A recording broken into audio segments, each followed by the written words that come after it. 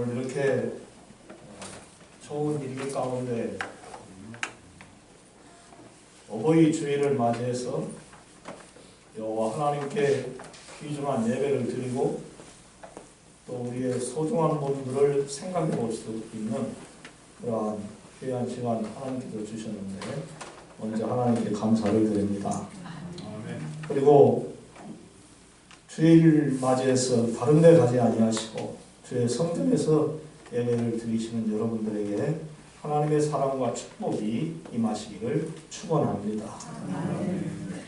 심순덕 시인이 엄마는 그래도 되는 줄 알았습니다 라고 하는 그러한 시를 잠깐 소개하고자 합니다. 그가 강원도 산골에서 9남매 중 막내로 태어나서 가난하게 살았었는데 그때 엄마를 기억하면서 쓴 시입니다. 엄마는 그래도 되는 줄 알았습니다.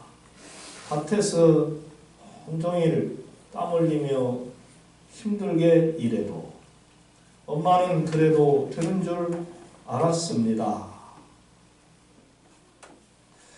찬밥 한 공기로 가볍게 부뚜막에 앉아서 점심을 때워도 엄마는 그래도 되는 줄 알았습니다.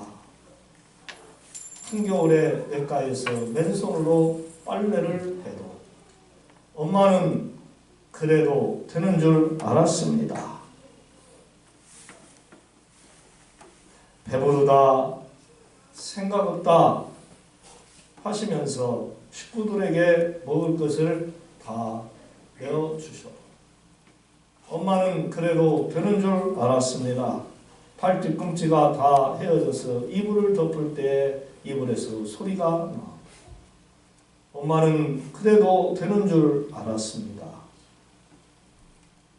아버지에게 혼나도 엄마는 그래도 되는 줄 알았습니다.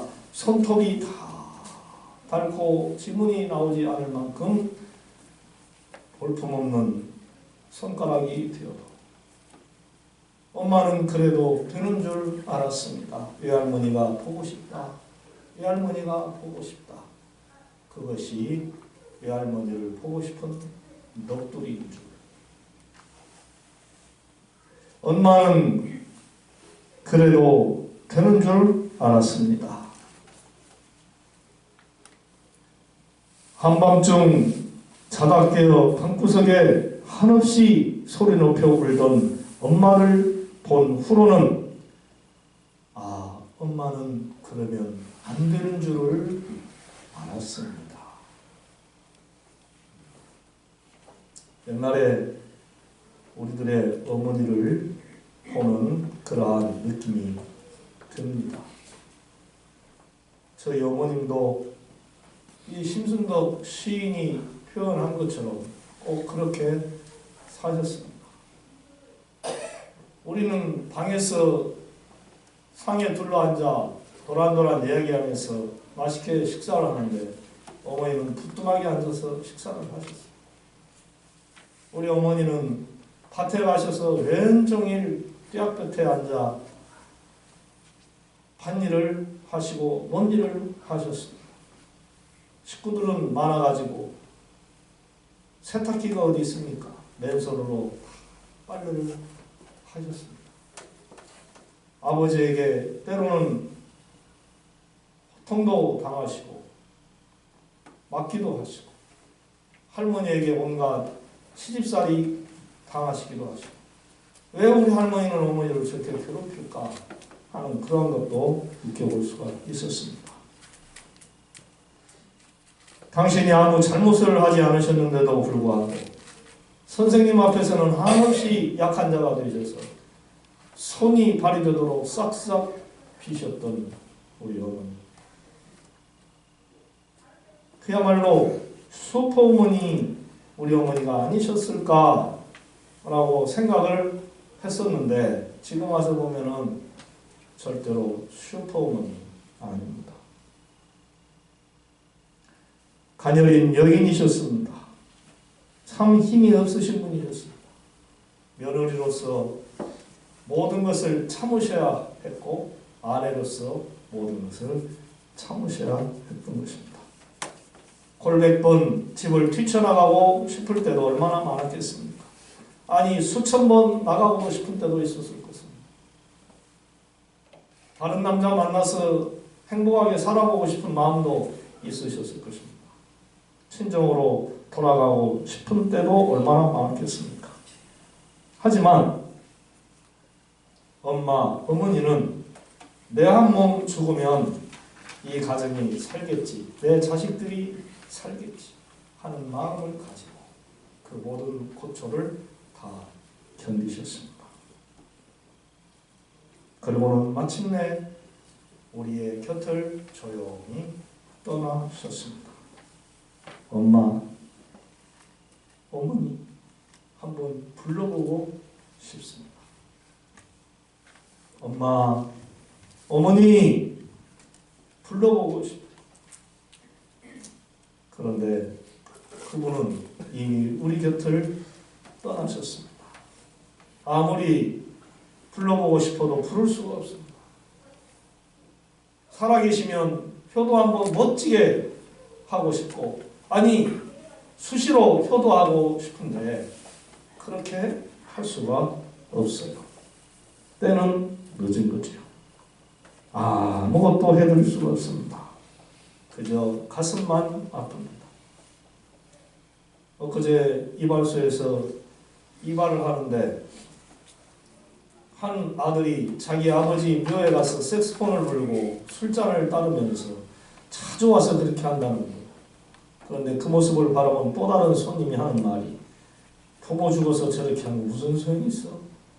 살아계실 때 잘해야지.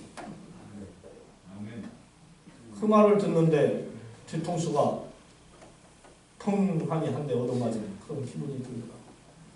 그래, 돌아가셨을 때 생각하고 눈물 흘리면 뭐해? 살아계실 때 잘할 것을. 그래서 우리는 어머님의 마음이라는 노래를 그저 슬피 부르면서 위로를 받을 뿐입니다. 나 실제 괴로움 더 잊으시고, 다 같이 한번 불러봅니다.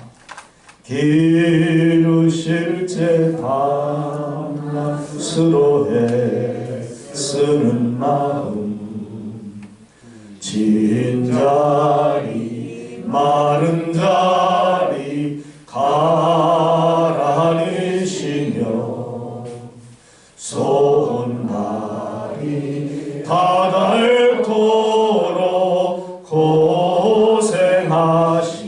하늘 아래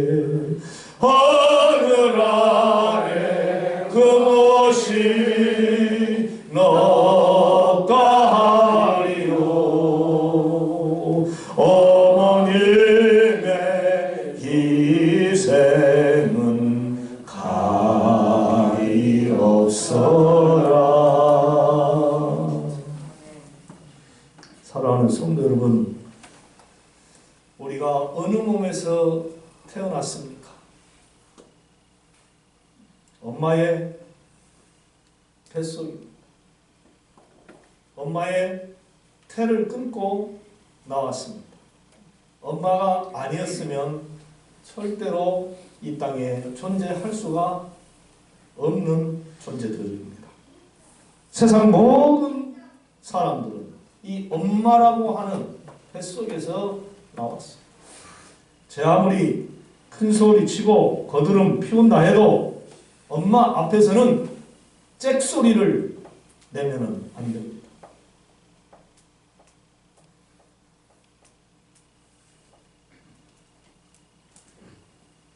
그 자식이 있기까지는 엄마와 아빠의 눈물 어린 희생이 있었던 거예요. 어디를 감히 부모님 앞에서 큰 소리 치고 대들고, 싸가지가 없는 것입니다. 호로자식입니다. 천하의 모습입니다. 건방져요. 어느 안전에 그런 행동을 합니까?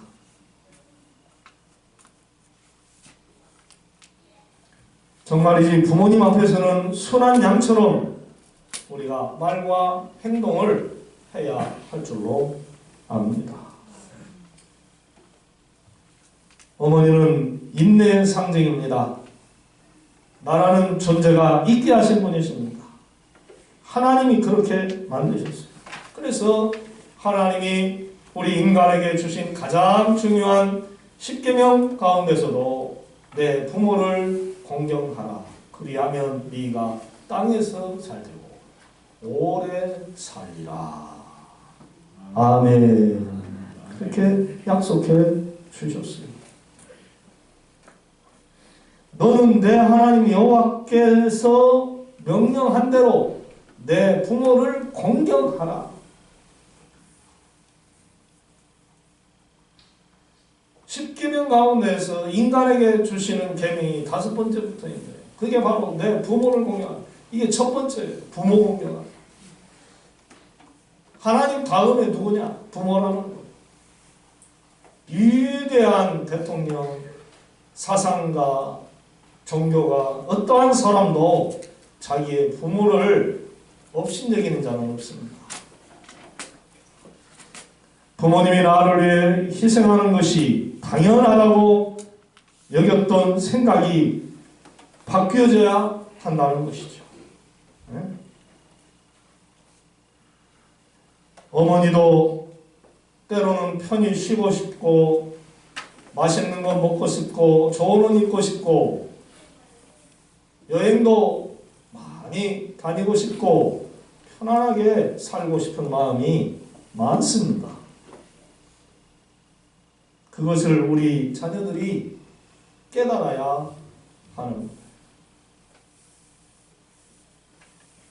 지금 와서 돌이켜보면은 후회는 하지 않습니다만은 저 자신이 못났다라고 생각이 들 때가 한 번씩 있어요. 왜 나는 우리 엄마 아빠 모시고 한 번도 가까운 해수욕장이라도 모시고 가서 바닷가에서 쉬게 하시고 맛있는 것 대접하고 시켜드리고 한 번 못했을까? 엄마 아빠가 주선을 안 했으니까 못했다. 아니죠. 자식이 돈 벌어서 했어야지. 사실은 저는 고등학교 졸업하고 1년 쉬면서 하나님 만나 신학교에 가서 공부를 하게 돼가지고 돈을 벌지 못해서 부모님 효도시켜보지 못했습니다만은 그래도 초월급 받고 계속 월급 받으면서 목회할 때에 부모님께 효도하려면 할 수 있었을 터인데 못한 거죠. 부모가 해주기를 바라는 건 효도가 아니죠. 내가 어떻게 해서든지 모셔서 잘 섬기는 것이 효도인 것이죠. 아, 그랬어야 되는데 그리 하지 못했구나. 그게 진정한 자식인 것이죠. 아무쪼록 평생을 다해도 갚지 못할 어머님의 은혜를 우리가 깨닫고 부모님을 찾으나 이제는 우리 곁에 계시지 않아서 그저 눈물만 흘리는 우리가 아닌가 생각이 되어집니다. 어버이 주일이 와봤자 우리 성도님들 대부분의 부모님이 다 돌아가셨는데 무슨 설교 준비를 하랴라고 생각할 때는 설교 준비가 잘 안 되고 힘들었습니다만은 그래도 지금 살아계신 얼마의 부모님이든지 하늘나라에 계신 부모님이든지 다시 한번 생각해보며 우리가 좋은 부모가 되고 살아계신 부모님한테 잘해야 되겠다는 조그마한 깨달음이라도 얻기 위하여 오늘 하나님의 말씀을 준비했습니다. 우리 가정과 교회 어버이들에게 존경과 감사의 인사를 드리고 또 온 세상의 어버이들을 우리 주님의 이름으로 축복하고 싶습니다. 할렐루야. 모든 생명이 어버이의 사랑과 헌신으로 태어나고 자라서 오늘 있고 또 미래를 약속하는 거예요. 이 과정에서 어머니의 희생은 어떠한 말로 표현할 수 없는 감동을 주는 거예요. 오늘 본문을 보니까 보라, 여인에게서 태어난 사람, 곧 어머니에게서 태어난 생명은 연약한 존재니라 그랬어요. 꽃과 같이 자라서 금방 시드는 것처럼 생애가 짧고 그림자같이 어두움 속에 사라지듯 걱정 가득한 삶이라 하고 탄식을 하고 있는 것을 보게 됩니다.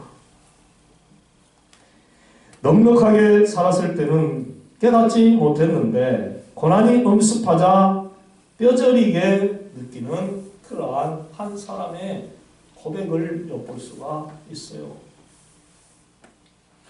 17세기 수학자요 과학자며 믿음의 사상가였던 블레즈 파스칼의 표현을 보면은 인간은 마치 갈대와 같다. 이 파스칼은 자연 속에서 가장 연약한 생명을 갈대로 본 거죠. 햇빛과 비를 갈대는 피할 수가 없습니다.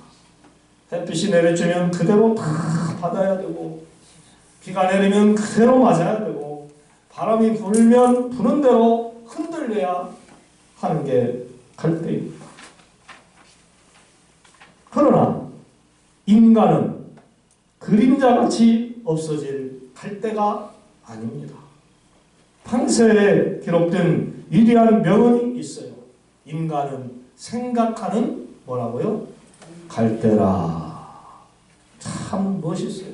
인간은 생각하는 갈대라. 무슨 뜻입니까? 인간의 존엄성은 사유로 이루어져 있다는 뜻이 되겠습니다. 내 깊은 생각을 통해 하나님을 알게 되고 그분을 믿게 된다는 뜻입니다. 아멘. 따라서 본문 3절 말씀처럼 주께서 나 같은 자를 눈여겨 보신다는 이 사유가 가능한 거예요. 깊은 이성을 통해서 믿음을 갖게 되는 것이 바로 진정한 인간이라는 것입니다. 인간이기 때문에 누가 전도를 해요. 하나님 믿으세요. 하나님이 계신가? 저 사람이 나에게 믿으라고 지금 소개하는데 진정 그분은 살아 계신가? 내가 기도하면 들어주실 분이신가? 내가 의지하면 나에게 도움이 될 만한 분인가? 라고 생각을 해봅니다. 그래서 교회 한번 다녀봐야지. 교회 다니다가 주의 말씀을 듣고 기도하고 찬송하고 예배드리고 신앙생활 하면서 어느새 성령님을 만나게 돼요. 할렐루야. 그래서 교인이 되는 거예요.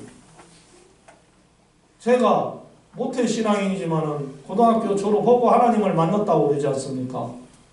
20년 만에 하나님 만난 거예요. 그래서 저는 교회를 이제 막 다니기 시작하는 새신자들에게 다른 건 말하지 않습니다. 그냥 주일날 쉬지 마시고 교회만 열심히 다녀보세요. 아멘. 교회 열심히 다니시다 보면 말씀이 자꾸 들어옵니다. 조금 듣고 조금 듣고 조금 듣고 그러면서 자꾸 믿음이 자랍니다. 그러다가 어느 날 갑자기 하나님 할렐루야 아멘 임마누엘 이게 허락이 되는 거예요. 어색하지 않는 거예요. 저도 믿음이 들어가니까 할렐루야 할렐루야가 저절로 나오는 거예요. 예전에는요 학교 다닐 때 할렐루야가 뭔 뜻이요? 할렐루야가 뭐야? 그냥 예수 믿는 거 참 이상하네. 아멘 아멘 하면 막 이상하고 막 그랬었어요. 근데 할렐루야 하면 나도 할렐루야 하나님을 찬양하라는데 할렐루야 하죠. 아멘 그렇게 될지어다 되어질지어다 아멘 아멘이 나와야죠. 임마누엘 하나님이 나와 함께 하신다 아멘 이보다 더 큰 축복이 어디가 있어요. 이 좋은 단어가 어디가 있나 이거. 샬롬 한국 사람이 평화 그러지 샬롬 평화라는데요. 샬롬이면 어떻고 평화는 어떻고 뭐가 그리 중요해요? 평안이 중요한 것이지.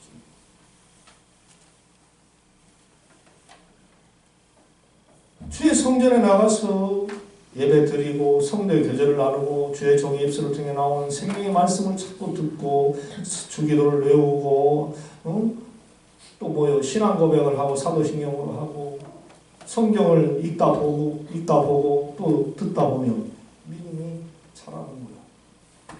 아, 저분 권사님은 어떻게 신앙생활 이렇게 잘할까 궁금한 거예요. 권사님 어떻게 신앙생활 이렇게 잘하길래 내가 뭘 잘합니까? 나는 새벽기도 열심히 하는 것뿐이에요. 모든 예배 시간 잘 나가서 예배 드리는 것뿐이에요.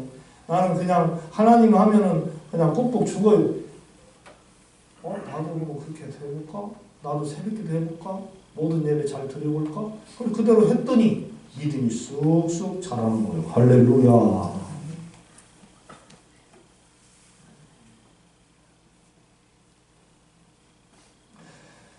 파스칼은 고백했습니다. 내 존재는 하나님의 버림받은 외에 아무것도 받을 자격이 없음을 인정하는 데 있다.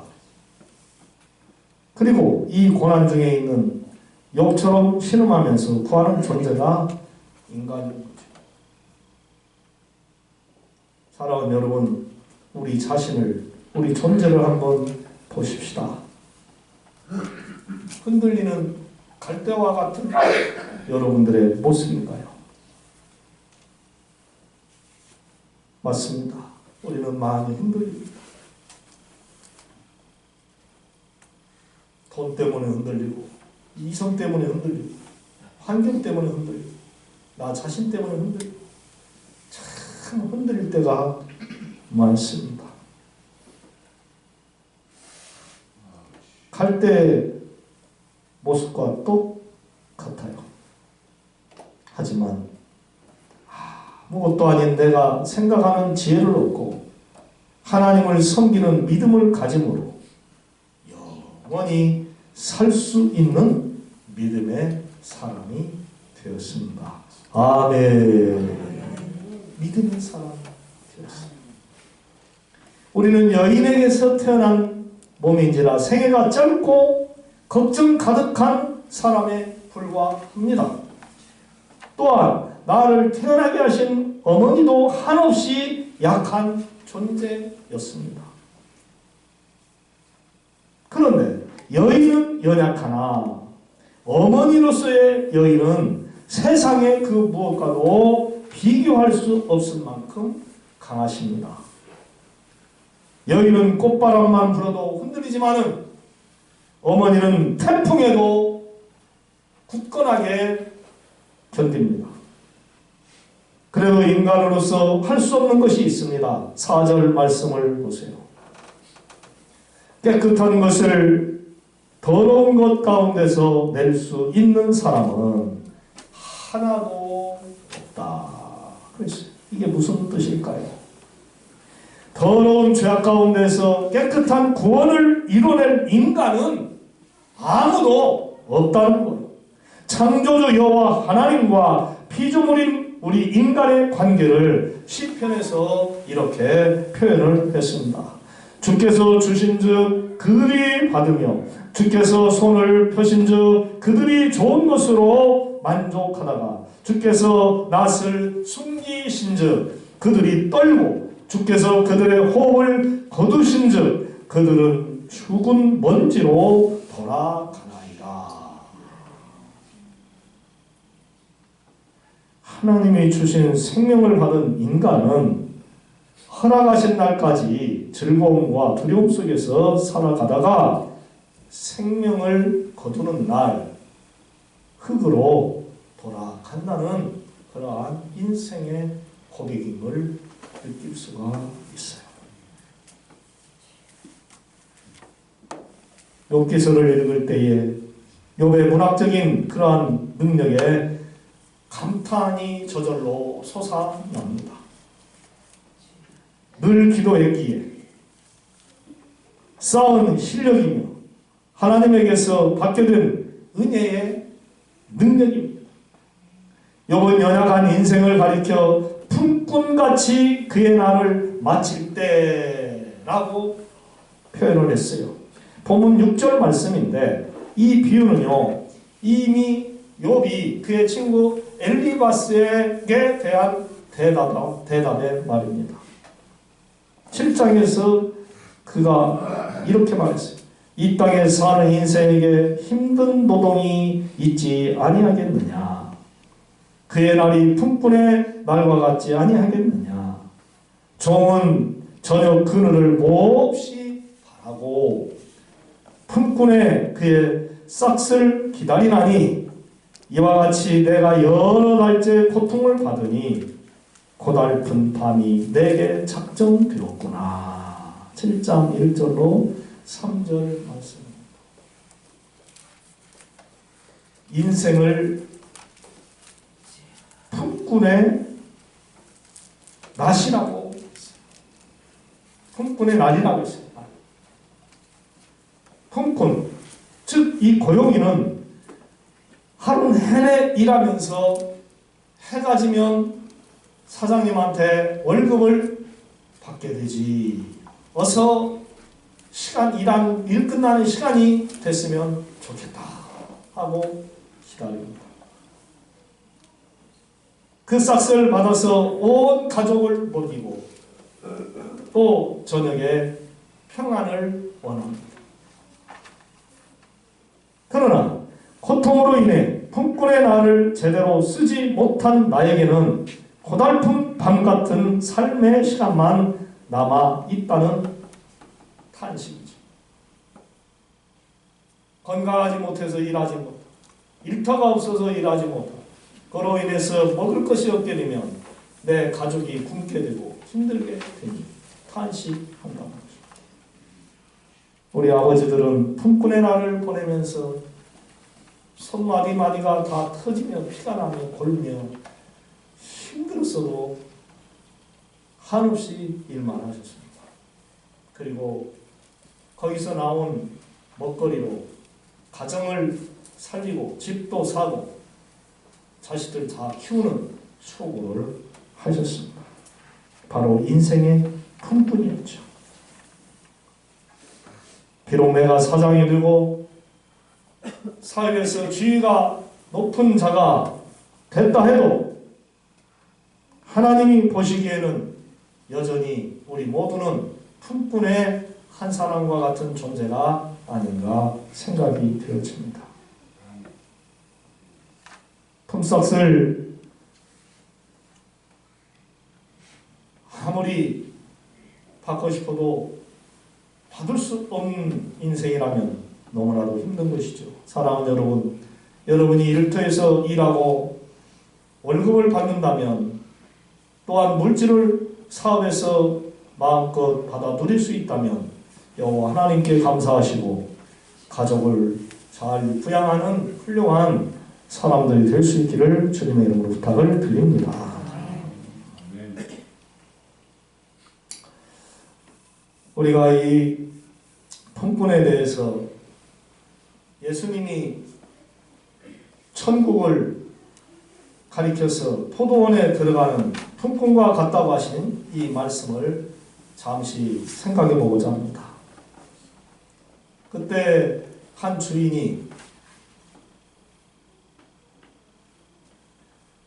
자기 포도원에 일꾼을 들여보낼 때 이른 아침에 첫 시간부터 일하는 사람, 또 그 다음에 일할 사람, 그렇게 해서 맨 마지막에 1시간 겨우 일하고도 일 마칠 그런 순간에도 일꾼을 다 보내었어요. 그런데 그 모든 사람들에게 똑같은 품삯을 주었어요. 그때 불평 불만을 한 자들이 있죠. 맨 먼저 와서 일했던 사람. 왜 우리가 똑같이 줍니까? 그것은 내 권한입니다. 너희에게 내가 약속한 대로 주지 않았느냐? 왜 이상한 소리 하냐? 그렇습니다. 주인의 권한입니다. 주인의 권한. 우리 부모님들은 품꾼의 날을 보내면서 품삯으로 우리에게 밥만 먹이신 게 아니라 주인의 영원한 천국 포도원에 들어갈 믿음을 또한 먹여주셨습니다. 우리가 예수를 믿지 않으려고 했어도 매를 들고 회초리를 들고 교회 안 가면 혼을 내셨던 믿음의 아버지 어머니, 공부 못해도 뭐라고 하지 않고 쌈박질하고 다녀도 뭐라고 하지 않아도 교회 나가지 않으면 화를 내셨던 그러한 엄마 아빠들, 우리의 영을 살리신 아주 귀하신 부모님들이십니다. 이제 우리는 내 사랑하는 자녀손들에게 이 영원한 믿음의 싹을 저들의 손에 쥐어줘야 할 줄로 믿습니다. 어떻게 해서든지 내 사랑하는 자녀들이 예수님 잘 믿고 잘 되도록 우리는 기도하고 힘써야 할 줄로 믿습니다. 사람이 마음으로 계획을 세우고 발걸음을 아무리 이리저리 옮긴다 할지라도 그 결과를 주시는 분은 여호와 하나님이시라고 성경은 분명하게 말씀을 하셨어요. 여러분들이 아무리 잘해보려고 해도 하나님이 안 봐주면 절대로 할 수가 없어요. 믿으시면 아멘. 하나님이 안 봐주면 아무것도 할 수가 없어요. 하나님이 안 봐주면.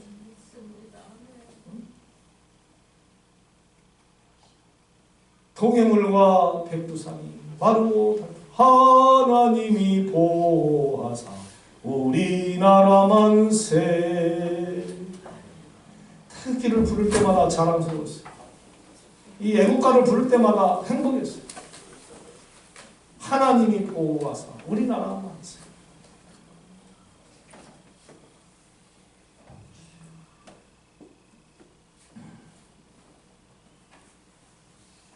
부모를 통해 이 땅에 온 우리가 이제 부모가 되어서 자녀를 둔 지금 우리는 결코 잊지 말아야 할 것이 있습니다. 욥기 14장 20절로 21절에 이런 말씀이 나와 있어요. 주께서 사람을 영원히 이기셔서 떠나게 하시며 그의 얼굴빛을 변하게 하시고 쫓아 보내시오니 그의 아들들이 존귀하게 되어도 그가 알지 못하며 그들이 비천하게 되어도 그가 깨닫지 못하나이다. 하나님이 얼굴빛을 변하게 하시고 쫓아 보내신다는 것은 질병과 죽음을 의미합니다. 죽음 후에는 자녀들이 어떻게 될 것인지 알지 못하여 영원히 슬퍼한다는 것. 우리 자녀들의 앞날을 하나님께 이끌어야 하는 것이 바로 부모들의 궁극적인 첫 번째 책임입니다. 그래서 믿음의 어머니는 이 세상을 떠날 때에 사랑하는 자녀들을 다 불러놓고 예수를 잘 믿는 자식들에게는 천국에서 다시 보자, 그렇게 인사를 합니다. 예수를 안 믿는 마지막 그 자식에게는 굿바이 하고 마지막 인사하고 가시는 그러한 글을 읽은 기억이 납니다.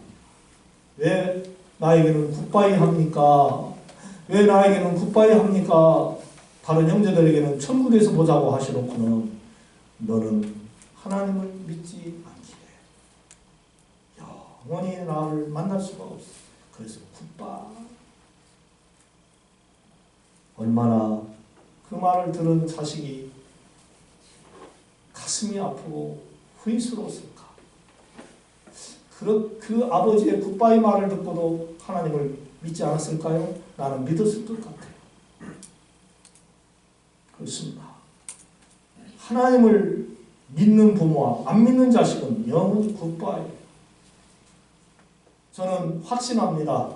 천국에서 나의 사랑하는 아버지 어머니를 만나 볼 것을. 왜? 우리 부모님은 하나님을 잘 믿었거든요.